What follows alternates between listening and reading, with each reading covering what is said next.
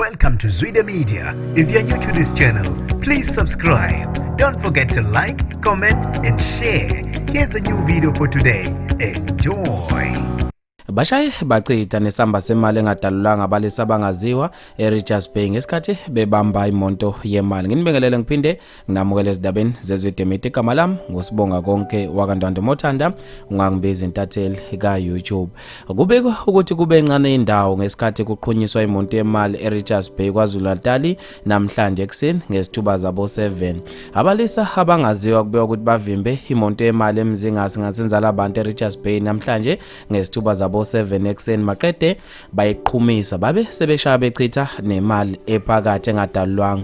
Kubika ukuthi sekuqokwe uphiko lamaphoyisa eSpecial Task Force ukuba lubazame ukubathungatha. Kubika ukuthi kulesigameka akekho noyedwa benomyocu, kodwa ke amaphoyisa asaphume umkhankaso ukuthungatha labalisa abangaziwa abashaye bachitha nemonto yemali namhlanje ekseni. Abantu babe nokuphawula okwahlukahlukene ezikhundleni zokuxhumana ngaso lesigameka esibashiye bebambe ongezansi. Umzila uthe zaphathwa ke izife kulo December bawinile abafethu abesefaka ama-emoji ahlekayo. Sinothile Mchunu phakathi uthe amazing job captain wabesefaka ama-emoji ahlekayo. Usituthu lana uthe ekseni kusa nje madoda sekhona abantu abanemali asebecebile. Usibumthembu uthe ziyakhala emzansi ngapha nangapha indlala idla lobi kudlala ulaka lendlala. Uzamo akhona lubanzi uthe yabo emzingazi bayazazi izinto. Ukhona Mbathu uthe akubona abafana obaba abadala laba baxhoma